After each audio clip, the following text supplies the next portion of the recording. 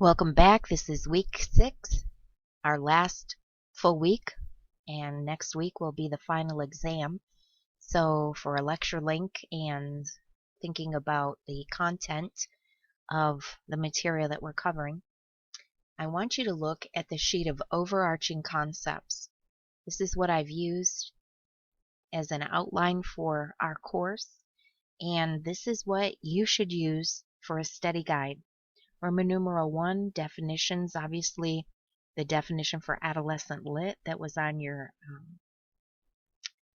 history outline. Literature that's written for and marketed to adolescents. We also had some other definitions too. We started a sheet of top terms for adolescent lit, and we will finish that this week. Roman numeral 2, resources for adolescent literature. We had some associations, the NCTE, ILA, the ALA, and Allen. I want you to know those and be able to distinguish between them. YALSA is under the American Library Association. Let's see, I don't really have much that I'm going to test you anything maybe over books, journals, and websites. All of those organizations have websites. Awards, however, do know the secular ones and the Christian ones that we talked about, and maybe who is behind them and what would distinguish one award from another. Then we come to history. We have the historic overview. There weren't too many things that I wanted you to remember as far as details. I think we had 3 dates that I want you to know. Know the historic aim of literature, and just get the gist of how literature reflects the time. That is the main thing. Edward Stratemeyer, his books are still read today, Nancy Drew and the Hardy Boys. So know about the syndicate that he had. And at the end of that document, the historic overview, were the 12 characteristics of adolescent lit. That would just be rote memory. Make sure you know those and you are able to list them. For trends in adolescent literature, we had PowerPoints helping you out with that. The trends in the actual literature, and then trends in teaching adolescent literature. Be able to list those, and then I will probably ask you about some of those individually and ask you for explanations on those or rationales. Excuse me. Illiteracy, we talked about that, and there was a chart that you filled out when you were working with that. For literary terms and themes, that was mainly a mention of those, but the thing under Roman numeral 5 that's very important is Bloom's taxonomy. Know Bloom's taxonomy, the revised taxonomy, I mean. And also, why is that important? And I am trying to put this into practice as well. It's pretty difficult when it's online, and it seems like my questions have to be levels 1 and 2, just basic recall.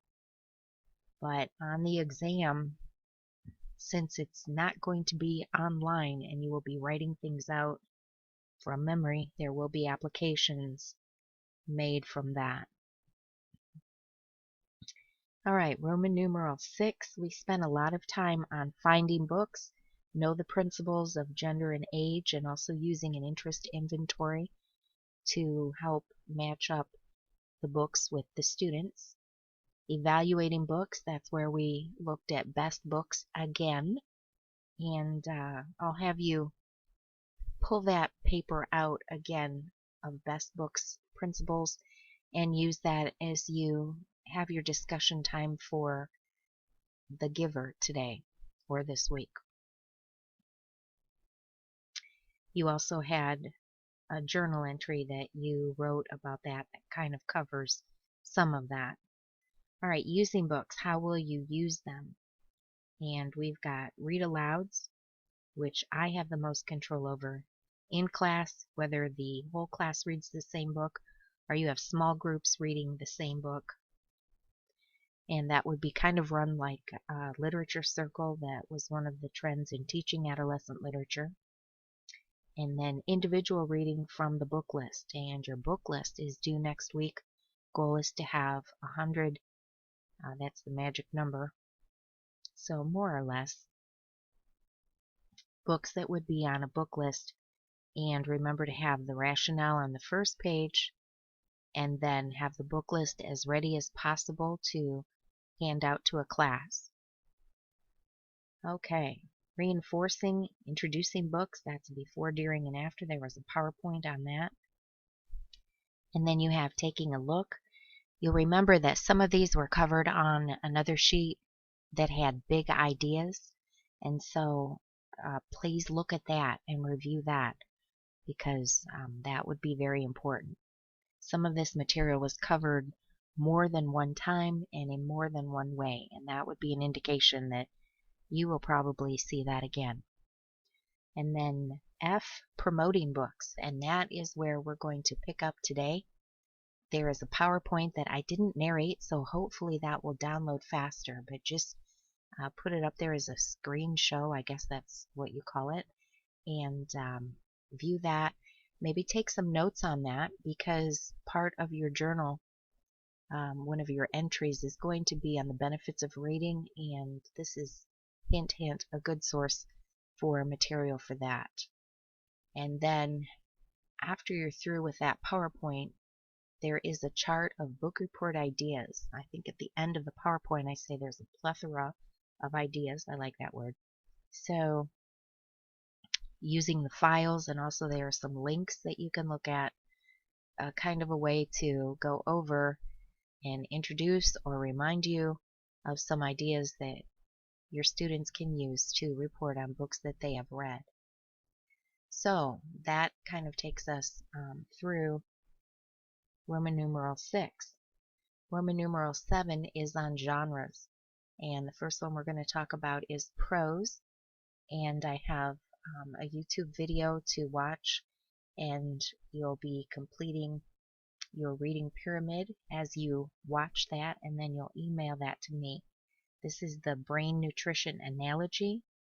As far as fiction versus nonfiction, just know that books are one or the other. It's either fiction or nonfiction. It's kind of black or white. I suppose there's some way it could be a blend. Historical fiction might be, but that would probably be classified as fiction. Classics, we talk about the Christian classics, and I also have a handout or two on regular classics, but this is one of the things that you want to encourage your students to read and be exposed to those. Fantasy versus science fiction, we talked about this actually at the very beginning and defined and made sure we knew the difference between these two, because people will often confuse them. And this kind of reminds me that at the end, or actually I don't care what order you do it, but there are vocabulary words that we need to make sure we get the definitions for, and I have a document where you'll just look at the word bank and be able, by the process of elimination, to match up the correct words with the definitions. Inspirational writing, again, the Christian classics. A while ago, I don't know, I haven't seen it lately, but there was a while where people were wondering if Christian literature is a genre in and of itself. And I suppose it depends on if it's a Christian bookstore. There are some public libraries that will purchase Christian fiction and have it in a separate section so that people can find it readily. I don't think that's all that common. It's probably just meeting the needs of certain clientele. Okay, and then last but not least, we have poetry. There's a YouTube video on that. So if you watch that, I don't know if you need to necessarily take notes. I did not um, have an assignment. Usually the assignment that I do for poetry is the 20-minute mission on a poetry novel, and we've already done that because I wanted you to do that when you went to the library. So we've kind of already taken care of that. So this will be our last week where we have content. And if you have questions about your exam or any of the materials that you're going over this week or any of your assignments, please let me know, and I'll be sure to answer questions. Hopefully you'll be able to open the links and not have any problems downloading or uploading or watching any of the things that we do. I do hope that this has been profitable for you.